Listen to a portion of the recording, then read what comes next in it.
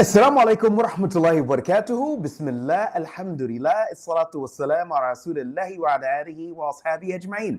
Welcome everybody from around the world. My name is Bilal Abdul Kareeem, and this is the BAK Show, where we're going to be discussing some things which are important to you, the audience at large. I am, of course, your host, Bilal Abdul Kareeem, and we are broadcasting live from Syria. And we're broadcasting on X, and we're also broadcasting on YouTube, and we're happy to have everybody. We're going to discuss some things here today, brothers and sisters. It's going to be controversial. Some people are not going to like it, but we're going to do our best to entertain alternative thoughts and at the same time to bring you as much factual on-the-ground information as we possibly can. Now, some people automatically are going to start to say from the title of this episode, which is the fate of Muhajireen in Syria. Some people are going to say, Bilal, you're being overdramatic. Bilal, come on, man. You're at it again. You and you just don't get along with HTS, which is now in the government, headed by Ahmed al-Shara, formerly known as Abu Muhammad Jolani. And, come on, Bilal, just take it easy, man. Everything's going to be all right. Well, I do believe everything is going to be all right. But will it be all right due to inaction or due to action? That's the question that we have to examine here. But first and foremost, we have to ask ourselves if there's even a real threat. Well, without dragging this out any further, I want to call everybody to take a look at something here. This is United Nations Resolution 2799. That's UN Resolution 2799. And that is, it was adopted by the Security Council at its 10,036th meeting on November 6th, 2025.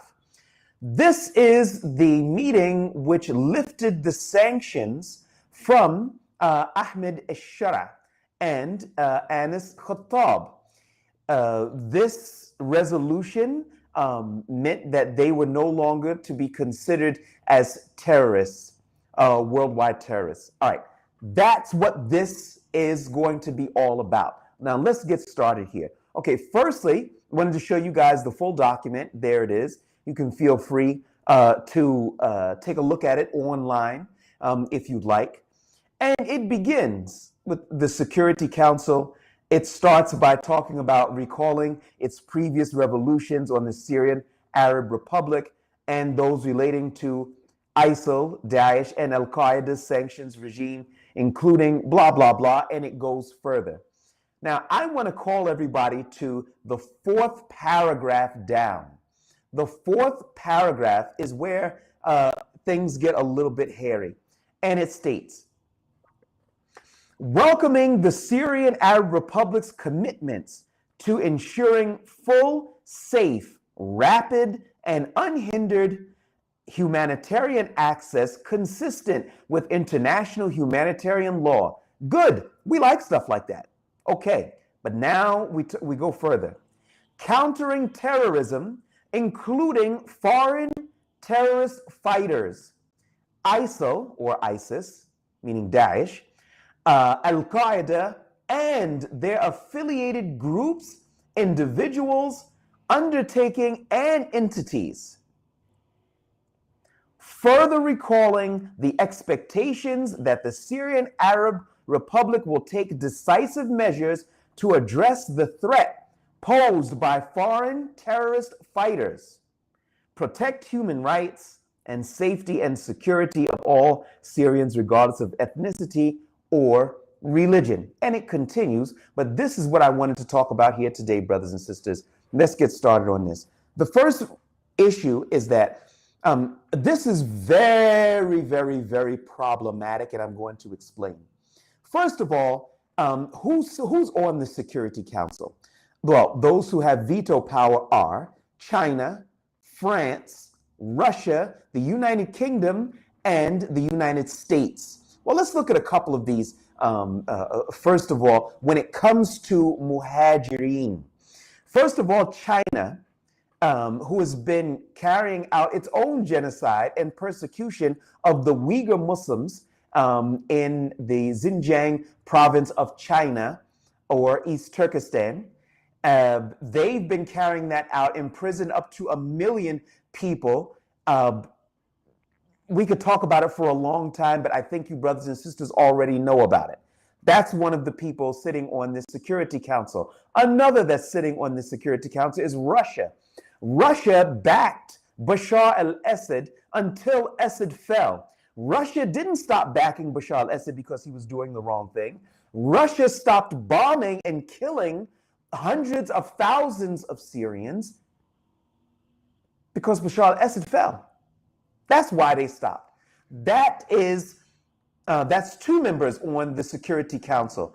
And of course, they saw all, and they stated this, they saw all rebels as terrorists. Everyone who was opposing Bashar al-Assad was a terrorist. And incidentally, the ones that were resisting Bashar al-Assad were Sunni Muslims.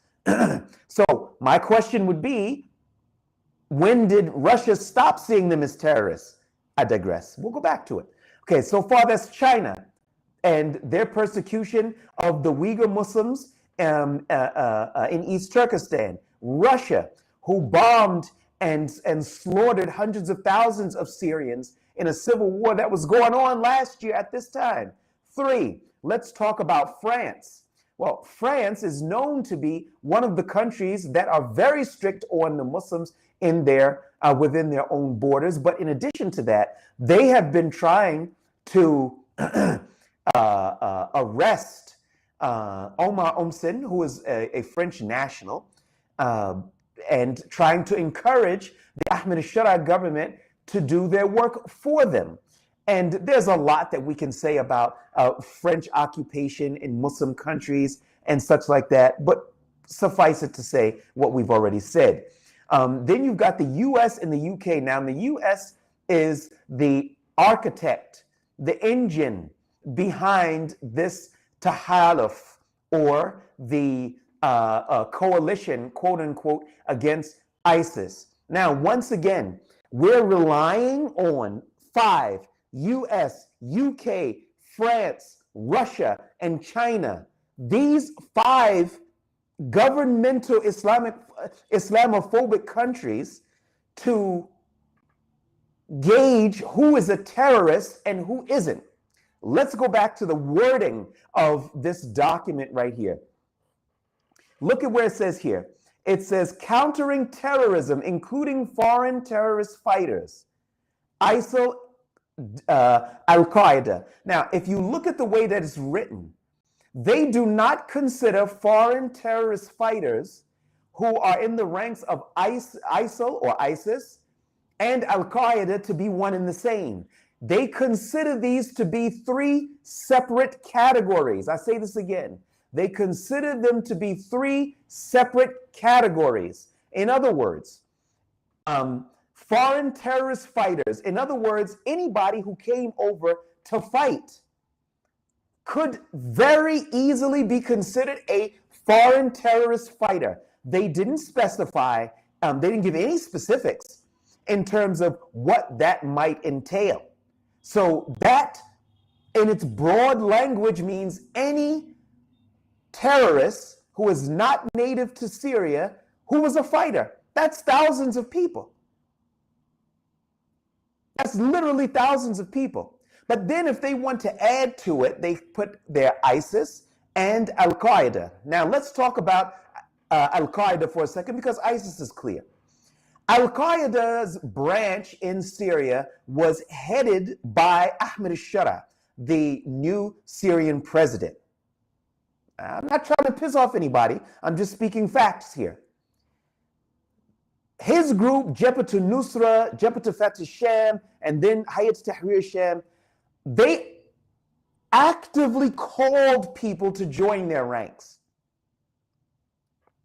They grew to be the biggest group and also the de facto leaders in this Syrian theater of war. Okay. There isn't a single fighter, Syrian or non-Syrian, except that if they participated in a battle, any battle, at some point they were on the same battlefield as Al-Qaeda here in Syria, and would make them eligible for a drone attack or arbitrary arrest, according to the language here. Because, but then there's another caveat here. The leader of Al-Qaeda is off the terror list. I'm not saying he should have been on there in the first place, because I don't think that he's a terrorist. I got plenty of issues with him, but that's not one of them. But here we have Ahmed al-Shara, who was the main caller to these groups. He gets off the list somehow, but everybody else who followed his call stays on a loosely affiliated list, because it says here, countering terrorism, including foreign terrorist fighters. Who's that? I mean, it's not clear. And then you have here ISIL and Daesh, meaning Daesh, Al-Qaeda, and their affiliated groups, individuals, undertakings, and entities. So that means as a group or individual. Who doesn't know an Al-Qaeda guy that was a part of Jabhat al-Nusra? Who doesn't know a Hayat Tahrir Sham guy who was they were the de facto government? You couldn't be here. That's like being in Gaza and you don't know anybody from Hamas, you never saw anybody from Hamas, and it's not possible. It's fake, it's not real. This gives a green light for these different entities to persecute not only Muhajireen, but also Syrians who are calling for Islam. That's the reality of the situation, brothers and sisters. And I want everybody to understand something here. The Muhajireen here in Syria are calling for something. And they're calling for the right not to be droned by the Tahaluf or the coalition against ISIS. Oh, wait a minute. It's not against ISIS only now, is it? No, because 11 of the 13 people that were droned in 2025, they didn't have any connection to ISIS. Only 2 were said to have connections, and we can't even verify that they had that.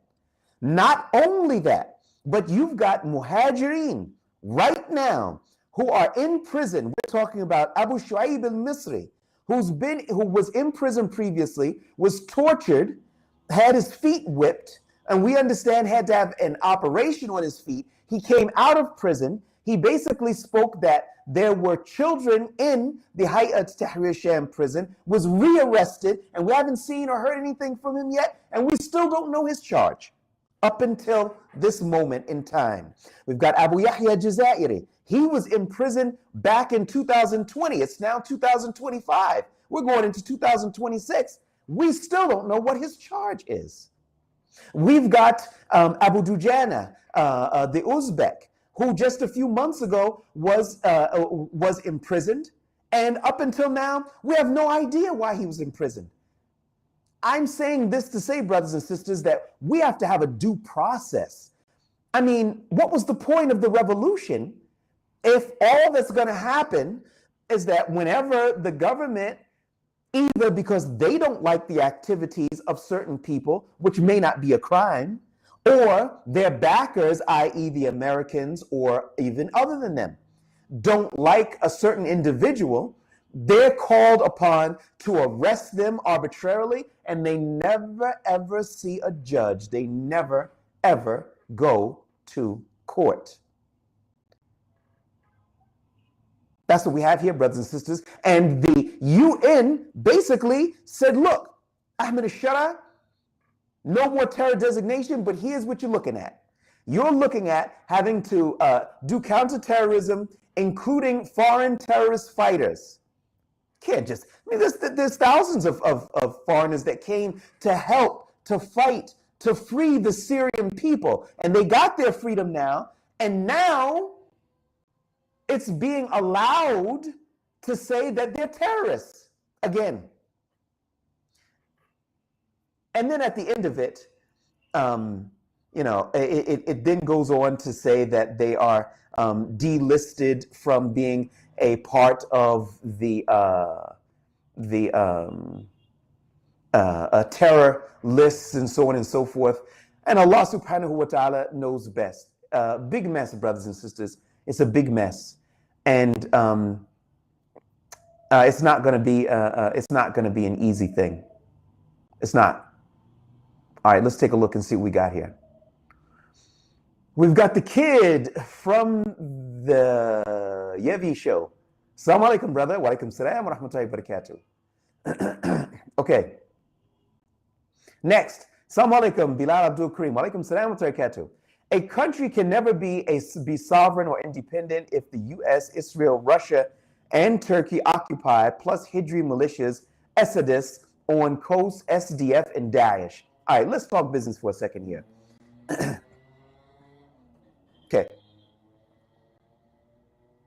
Your sovereignty has got to start in the areas in which are under your control, your police force. Sovereignty is not, it doesn't begin with hypotheticals. Well, if we have the territory in Suedat, then sovereignty will begin. No, you ain't got it. You could say, okay, well, if we control the northeastern territories, then sovereignty will begin. No, because you ain't got it. But you do control the areas outside of Damascus, like Tel Mana. What were the Israelis doing there? Carrying out an operation for 2 hours. No shots were fired. We are concerned about that. That's a breach on sovereignty. But there's no condemnation. Just about 3 weeks ago, another young man in the Mesruma area was droned to death. We didn't hear a single word from the government in terms of what's going on. And the government does not control, doesn't have those types of drones. So it had to be from the outside. That's a breach of sovereignty. Those are territories under the government's control. So you can't, we don't want to talk hypotheticals. That's the first thing. The second thing, when it says here, U.S., Israel, Russia, and they occupy plus Hijri militias. Okay, I will say this. Every country has other countries meddling in their affairs, but you still have sovereignty. When you have a house, you may have a teacher that's the teacher of one of the children in the house.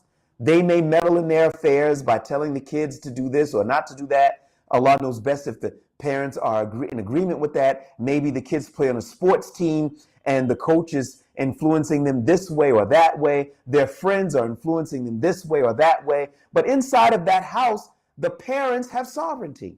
It's the same thing here, brothers and sisters, and Allah knows best. Next, the kid is back and he says, can Syria just not give an F about the EU and America and just start working with Saudi Arabia, Qatar, Russia, and China and its allies and start trades with them? Brother, this is so much bigger than just trade. So much bigger. Trade is the small part of this whole thing. Because now you mentioned several countries here. If they just say, just forget about the EU and America. The EU and is not really pushing for this. This is America doing it. That's the first thing. The second thing is that Ahmed al-Shara has tied his fates to his relationship with America. He's joined America in their tahaluf, in their coalition that they say is against ISIS. He's joined them. That's a big step right there. He's allowed all of these different U.S. corporations to come in to Syria, into the different fuel sectors and such like that. Okay, Saudi Arabia is a client state of the United States of America. they're not going to move unless the Americans say it's okay. Qatar, same thing. They host the biggest U.S. military base in the entire Middle East, which is the Odeid base. Didn't do them any good when the Israelis came calling, but that's a story of another day. Russia and China, I mean, you can have trading partners, but this is not about trade. This is about control.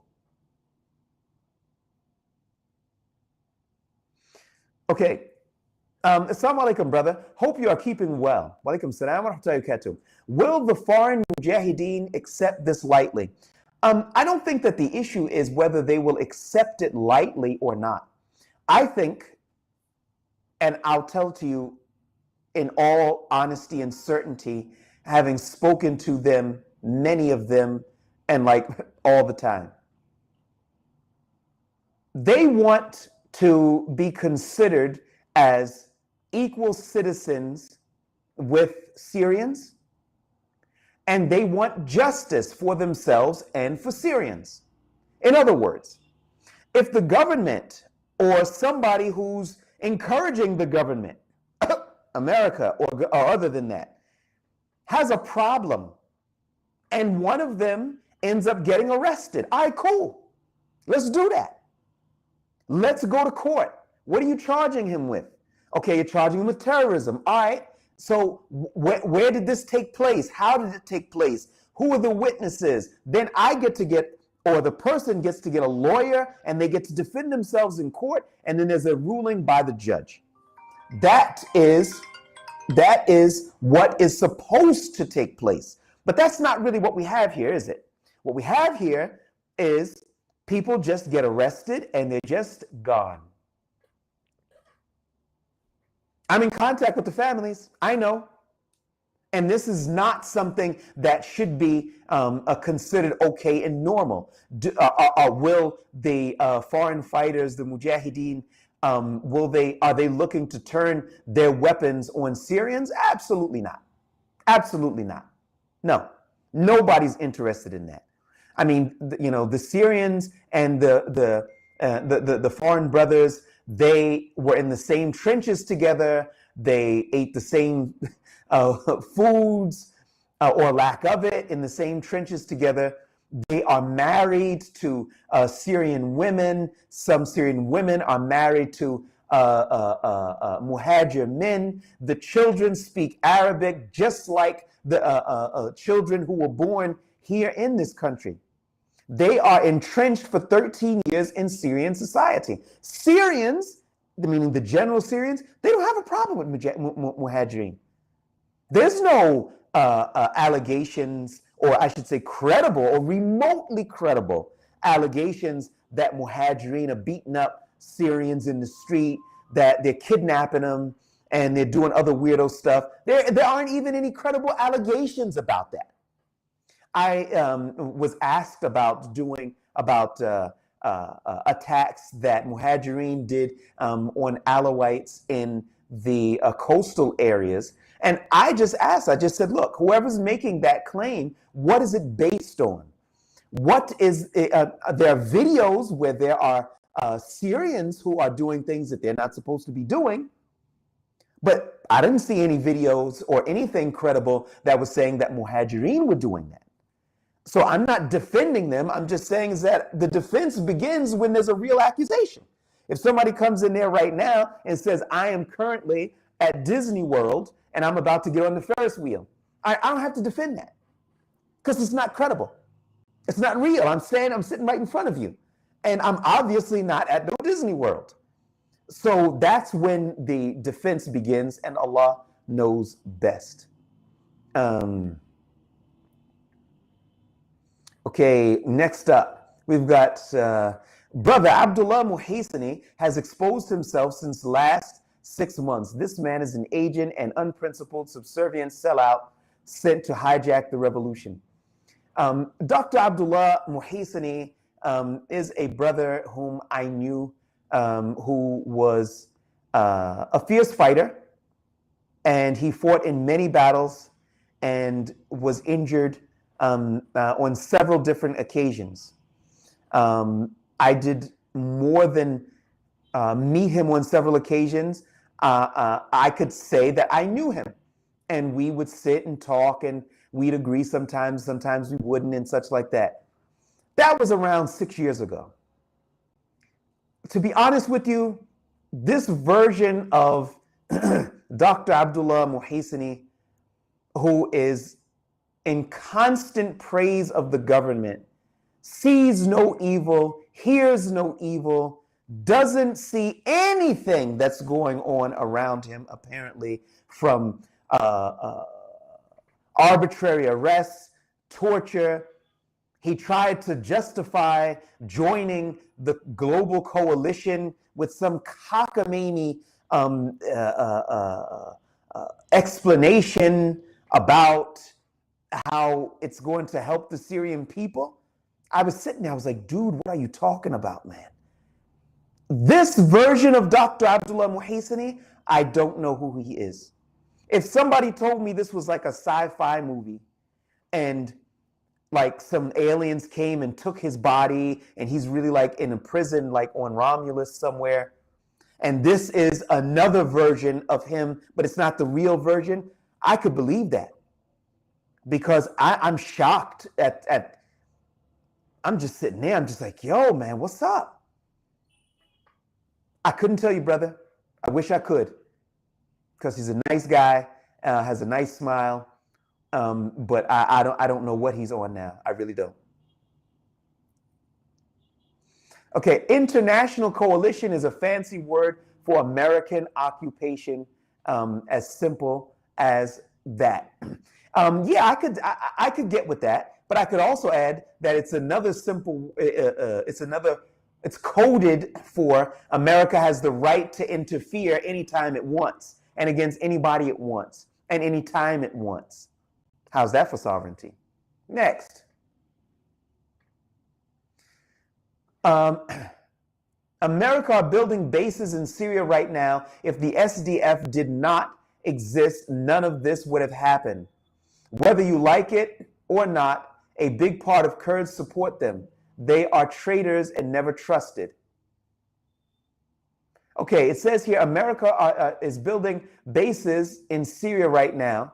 If the SDF did not exist, none of this would have happened. Yeah, but they do exist. I don't understand that. If America didn't exist, we could say right now we'd have a caliphate. But America exists.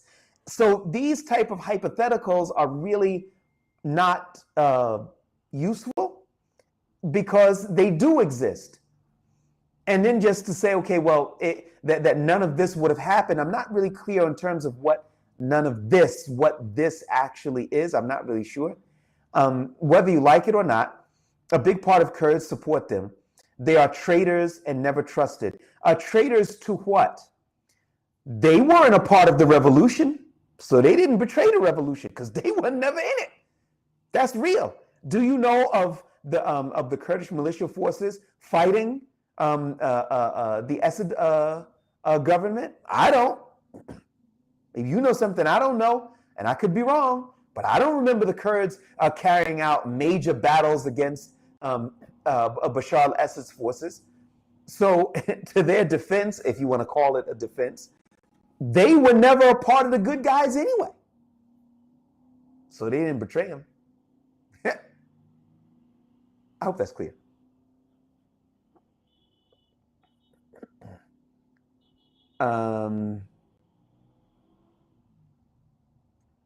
Okay, it says here, whoever does not take heed from sincere advice will be disciplined by painful experience. Ain't it the truth, brother?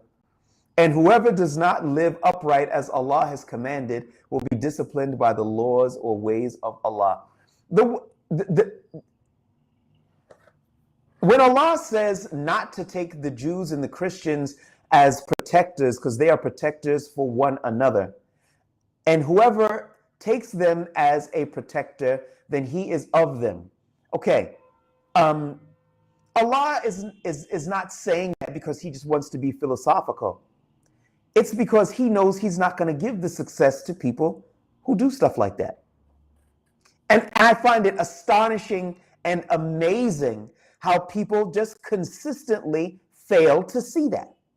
Not you, but I'm just saying is that people consistently fail to see that people who take the Jews and the Christians as protectors against the Muslims, they never prosper. If you look at all these Gulf countries, they have, if you look at Mohammed bin Salman, just a few days ago, he was in Washington.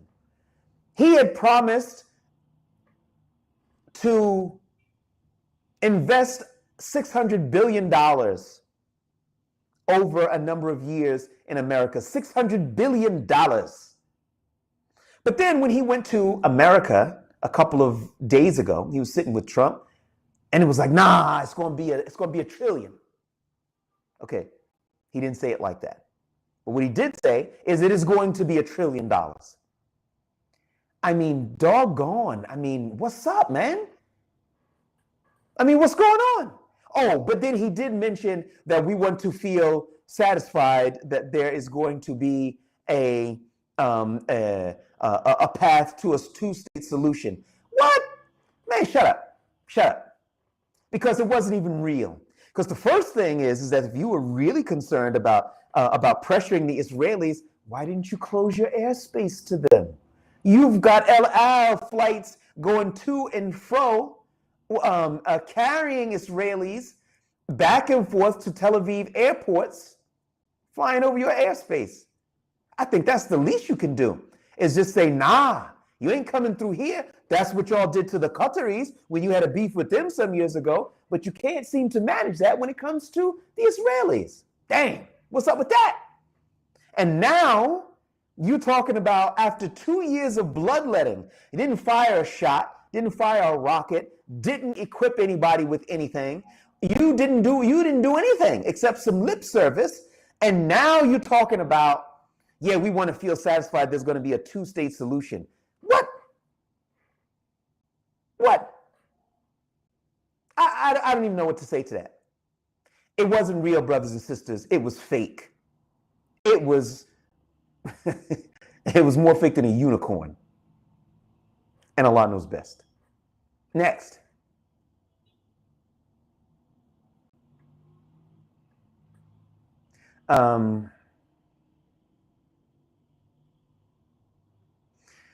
Okay, yeah, because it says here, it is when they have allowed U.S. to do whatever from its bases. It is when they pay $1.4 trillion in jizya after a Holocaust in Gaza. Yo, on the real to real, you know, we were looking at some of the numbers for that the United States has given to the Israelis.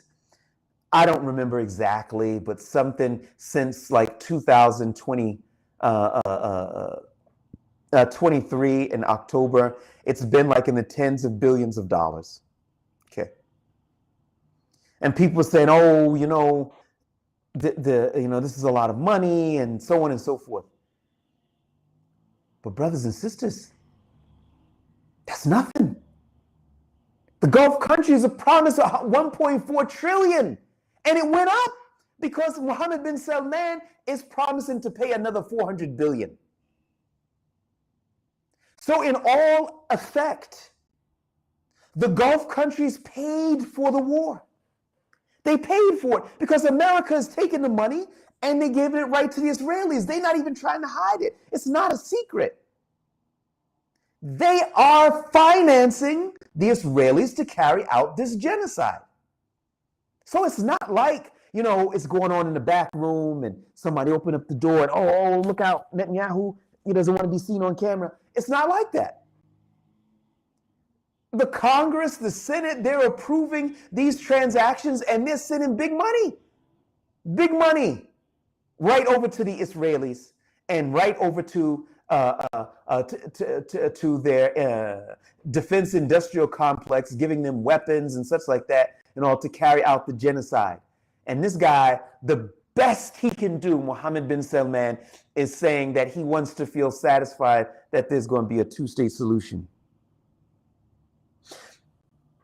I would maybe believe that if I was doing some type of drug, you know, maybe some ecstasy or some some cocaine or something like that. If I was doing that, I don't know. At the height of my stupor, I might believe that. But I ain't into drugs, so I don't.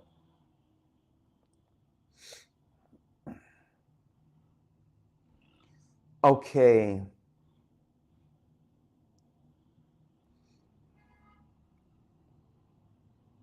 All right, let's take a look and see what we have here. Peace Now says, may Allah accept your works and make it a means of acceptance and guidance for the Ummah. Ameen. Ameen. Let's see. Hatim says, what about the Muhajireen in prison, in SDF prison? I mean, any Muhajir, are you talking about Muhajireen from clashes with the SDF?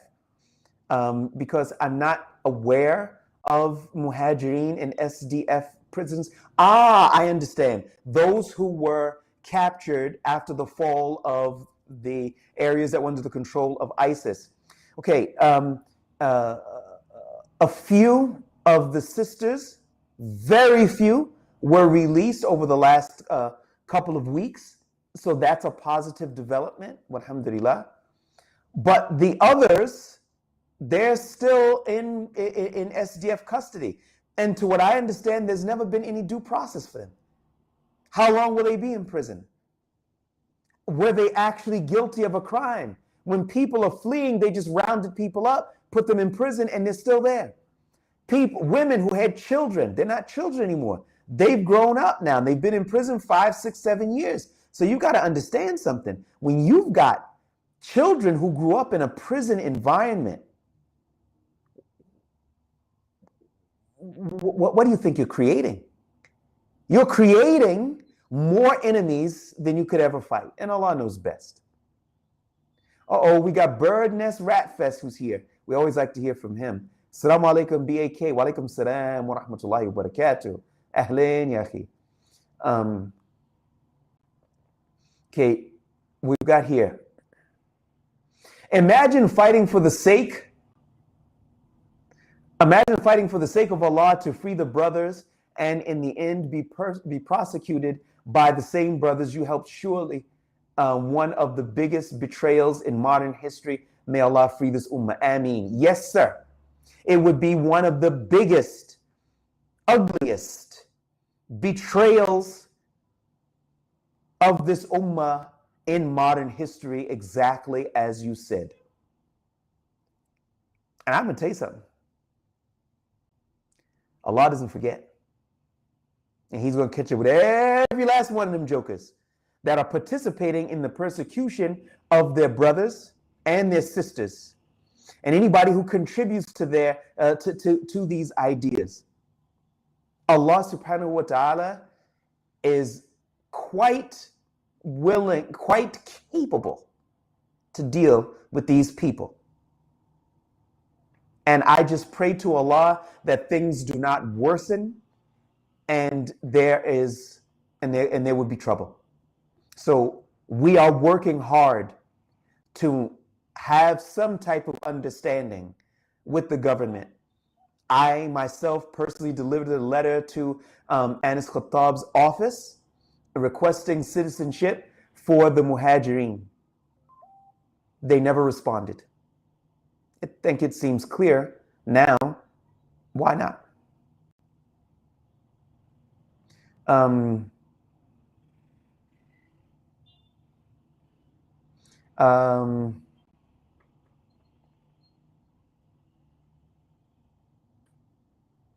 Okay, an interesting thing that's being said here. Why do Muslims just take leadership from anyone? Someone who says he's a Muslim and says some nice things and is placed in leadership. Lost Muslims just automatically obey that person. On the real to real, this is the real deal. Because people are caught up in following personalities and not the Quran and Sunnah. I said it.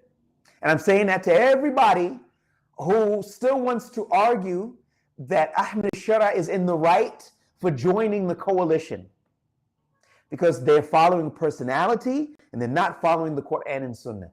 If you like Ahmed Shara and you think highly of him, the best thing you can do for him is to advise him and say, yo, check this out, man. Nah, this ain't on. I can't be a part of this. You my man and everything, but nah, this is too far for me. That's the best thing you can do for Ahmed Shara if you like him. If you don't like him, then you can just keep tapping that tambourine. And while he jumps around and all the others jump around and Donald Trump is jumping around, and everybody's doing all this other stuff. Look, I don't want to talk about jumping around. I don't want to belittle anybody and all. I don't want to do that. And so I take that part back because I don't want to belittle anybody. But I want to say this. What he's doing is completely haram. And it is not in the interests of the Syrian people at all. There's no good in it for the Syrian people, because when you do the things that Allah doesn't like, he doesn't bring you the goods for it. And that's the reality of the situation. Again, I apologize. I don't like to belittle anybody or be sarcastic in that fashion, so I take that back. But I don't take back that I say that what he's doing by joining the coalition and all of these conditions of fighting terrorists, foreign terrorists and stuff like that, is completely and totally haram and is going to ruin him. And I hope that he would see that and he would make a change. And Allah knows best. Last one. All right, let's take a look and see if we've got something here. Okay, let's look at this. This is the last one. Digital Resistance Group. Wait a minute. Before we do this last one, I did want to call everybody. Guys, if you can, please take a look at our crowdfunding page. That's on Medina.com/Voices of Truth. That's .com/Voices of Truth. Medina.com/Voices of Truth. That's our crowdfunding page. Please, brothers and sisters, take a look at it. Okay, let's go back to where we were. And this was the last question that we're going to take. And it says here, are you nervous? Is it time for you to leave Syria because you might be next to be imprisoned or murdered? Let's see. How can I be as clear as possible? When we were fighting, or the resistance was fighting, and I was on these battlefields, I never entered a battlefield except that I was worried, concerned, afraid. But it was the right thing to do, so I went. Now, when those bombs are falling and you're trying to cover a story and it lands, it's trouble. But yeah, was I scared? Of course I was scared. But you got to do what you got to do. So I went. After that was over and I had to work to expose some of the atrocities which were taking place by the HTS-led government in the form of indefinite detention and torture, I was afraid. I don't have any police force to protect me when those guys come calling, and they did come calling, and I got arrested. It wasn't fun. But if I had to do all over again, I would have to do the same thing all over again, because I only live in fear for a couple of months, a couple of years. But what am I going to say to Allah when he asks me, why didn't you help my servants? You knew he was being tortured. You knew he was indefinitely detained. You knew that they joined a coalition that were targeting my servants. And Allah asked me these things. What am I going to tell him? I was scared of Ahmed Shara. Where is he now? I don't see him here. We're going to be alone, and we're going to have to respond to that.